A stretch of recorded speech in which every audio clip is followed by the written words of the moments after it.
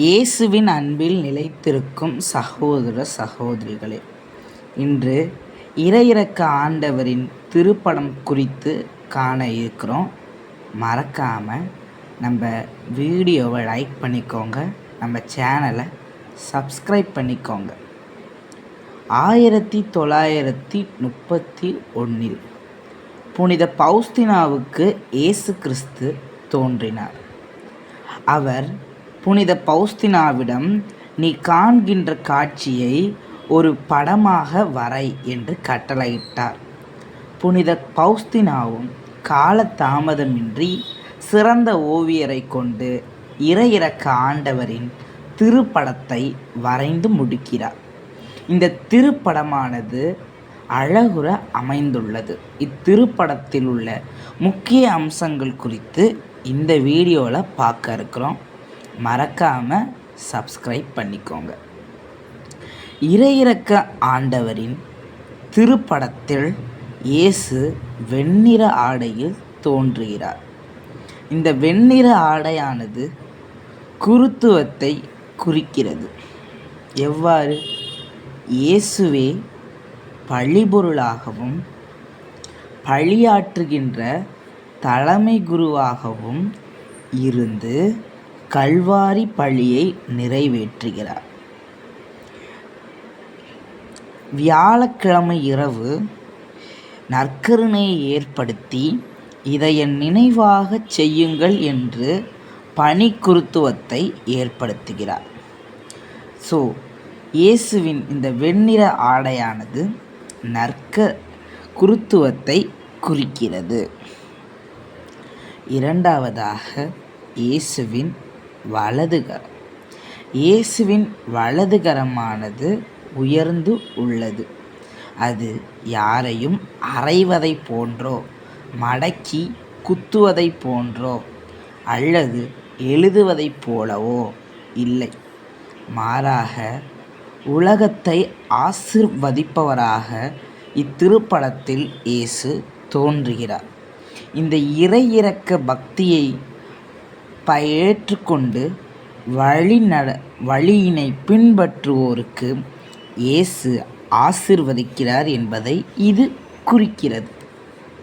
மூன்றாவதாக, இயேசுவின் இடதுகரம். இயேசுவின் இடதுகரமானது அவரது இதயத்தை சுட்டிக்காட்டுகிறது.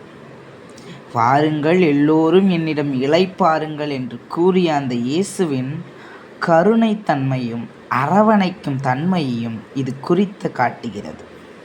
சிறு பிள்ளைகளை என்னிடம் வரவிடுங்கள், அவர்களை தடுக்காதீர்கள் என்று அவர்களை அரவணைத்து கொண்டார். தனது போதனைகளை கேட்ட மக்களுக்கு 5 அப்பத்தையும் 2 மீன்களையும் கொண்டு உணவளிக்கின்றார். சமூகத்தில் ஒடுக்கப்பட்ட நோயாளிகள், பாவிகள் அனைவரையும் அவர் அரவணைத்து கொள்கிறார். அந்த இடதுகரமானது இயேசுவின் அந்த அரவணைக்கும் கருணை நிலை உள்ளவர் என்பதை குறித்து காட்டுகிறது. நான்காவதாக, கதிர்கள். இயேசுவின் இருதயத்திலிருந்து 2 கதிர்கள் வருகிறது. ஒரு கதிர் சிவப்பு நிறமாகவும் மற்றொரு கதிர் வெண்ணிறமாகவும் உள்ளது. இயேசு கிறிஸ்து சிலுவையில் தொங்கிக் கொண்டிருந்த பொழுது படைவீரன் ஈட்டியால் அவரது விழாவை குத்தியதில் இரத்தமும் தண்ணீரும் புறப்பட்டது என்று யோவான் நற்செய்தி குறிப்பிடுகிறது. சிவப்பு கதிர்களானது இரத்தத்தை குறிக்கிறது. இயேசு மனுக்குலத்தை மீட்பதற்காக இரத்தம் சிந்தினார் என்பதை இது உணர்த்துகிறது.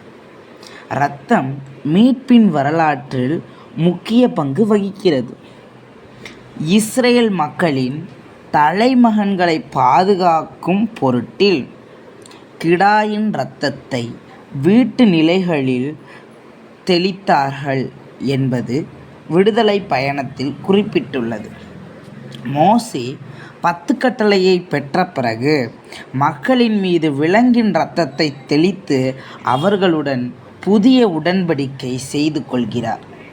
புதிய ஏற்பாட்டில் இயேசு அனைவரும் இதிலிருந்து பெற்று குடியுங்கள், ஏனெனில் இது புதிய உடன்படிக்கைக்கான என் இரத்தத்தின் கிண்ணம் என்று புதிய உடன்படிக்கையை இயேசு அங்கு நிறைவேற்றுகிறார். இது நற்கருணை என்கின்ற அருள் அடையாளத்தையும் குறிக்கிறது. வெண்ணிற கதிர்கள் நீரை குறிக்கிறது.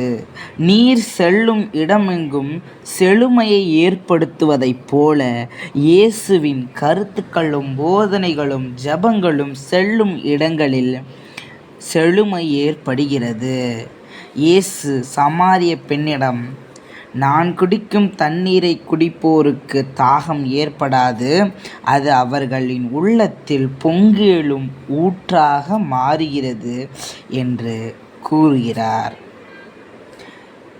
தண்ணீர், இந்த வெண்ணிற கதிர்களானது தூய ஆவியாரின் கனிகளையும் வரங்களையும் குறிக்கிறது.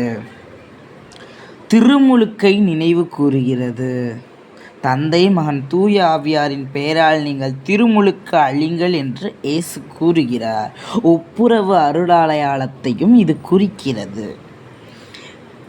ஐந்தாவதாக காயங்கள் இயேசுவின் பாடுகளை உணர்த்துகிறது. இயேசு உலகத்தை மீட்பதற்காக பல்வேறு பாடுகள் பட்டார் என்பதை உணர்த்துகிறது.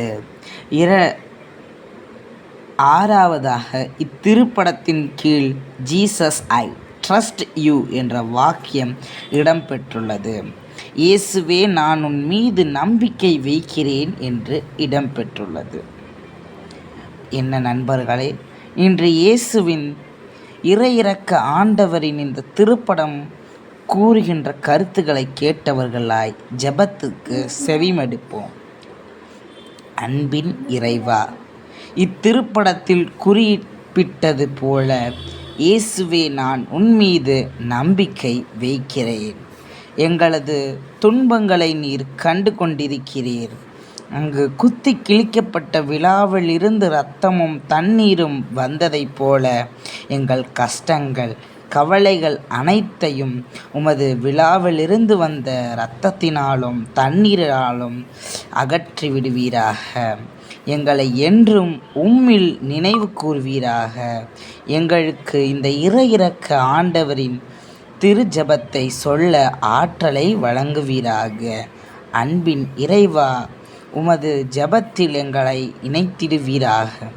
உம்மை என்றும் தொழுதிட எங்களுக்கு அருள் புரிந்திடுவீராக. ஆமென்.